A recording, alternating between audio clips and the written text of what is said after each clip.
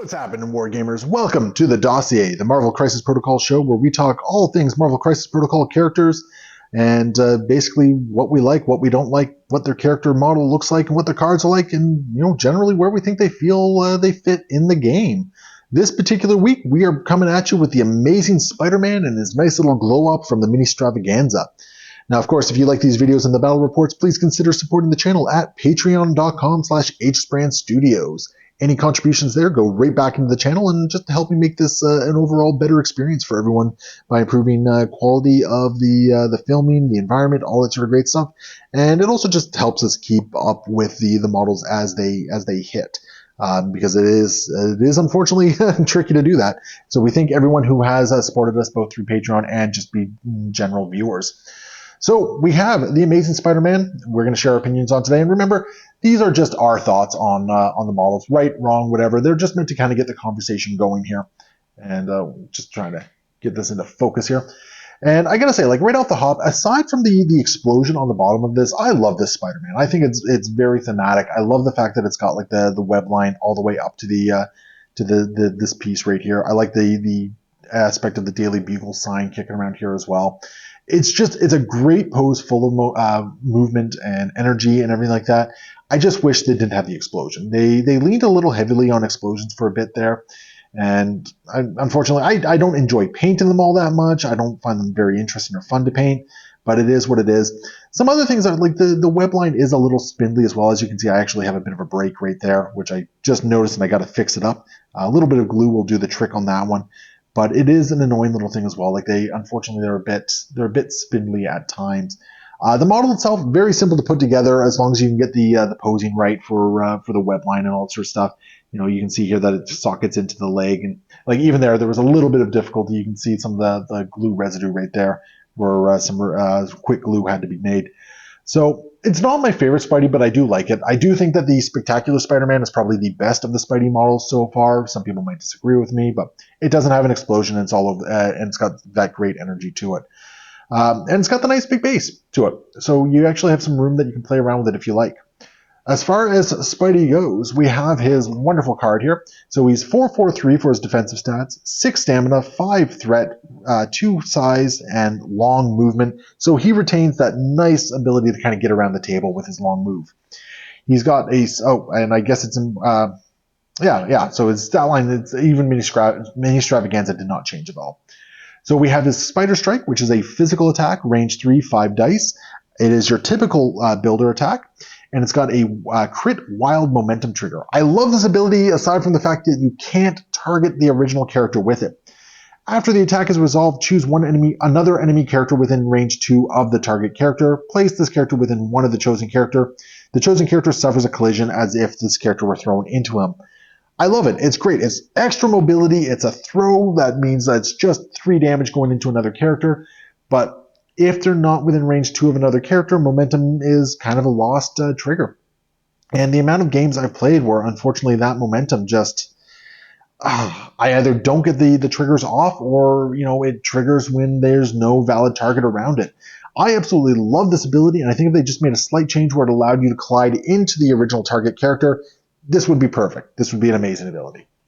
We have Whatever a Spider Can, another physical attack, range 2, 8 dice for 4 power. It actually went down in cost from 5 from the original ASM release. After the attack is resolved, it has a medium advance, so extra movement kicking around there, and it's got a wild catch. After the attack is resolved, you may choose an interactive terrain feature size 2 or less within 3 of this character and destroy it. This character, or the target character, suffers a collision as if the terrain was thrown at it. And make a note that you can choose to do the movement, then the catch, or you can do the catch, then the movement. So it gives you a lot of freedom on how you want to sort of organize things. And maybe if you need to get into range of a piece of terrain to make use of it, it's great. And now that it's 4 power, it means you can get it off more often. We got Friendly Neighborhood Spider-Man, which is a Web Warriors leadership. And this is probably one of the trickier ones to use well. Once per turn, during an allied character's activation, it may spend 1 power and choose an enemy character within 2. The chosen character gains the slow special condition. If the chosen character already had slow condition, place it within one of its current position and remove slow instead. It's a great ability for setting up an all webbed up turn or just slowing some people down. It definitely has utility, but using this one well is such a tricky thing to do. And I think where it really comes in useful is if you're playing really solid web warriors and you know when to fight, when not to fight.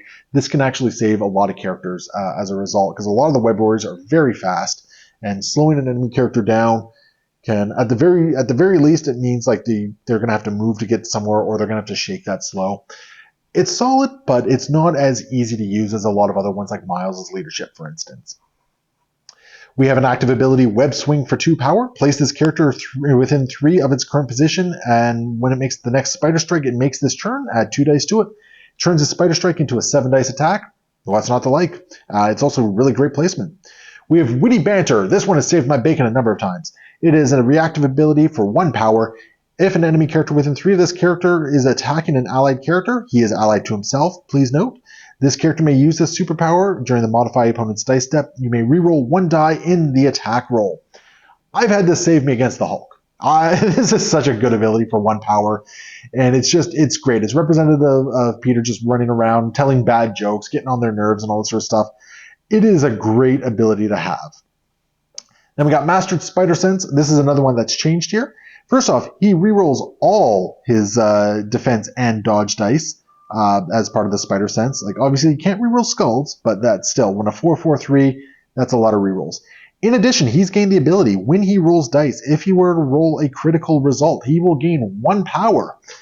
First thing to note, it does not work on Witty Banter. That's just very important to note there, but with the amount of dice that he's rolling, getting that critical off is not too difficult, and it's a way of just powering him up a lot faster. I've had some games where, because of this new ability, like he's after being attacked twice going into round 2, he's been sitting on 4 power because he took no damage but happened to roll a bunch of crits. And it's great. It powers him up. It puts all his kit into the range of being very usable, and I love it. Then, of course, he's got Wall Queller, which basically means he doesn't have to climb things. So that is the Amazing Spider-Man. So where does he kind of fit in a lot of things? Well, I think he's okay in Web Warriors. Under Miles' leadership, he does get the ability to reroll skulls, and he gets another die reroll for defense, which that just makes him very tanky, especially with Witty Banter on top of all that. I think where I like him best, though, is in actually the new Defenders, the Marvel Knights, where he's getting dice rerolls in his attacks equal to the characters within range, enemy characters within range 2 of them, once per turn.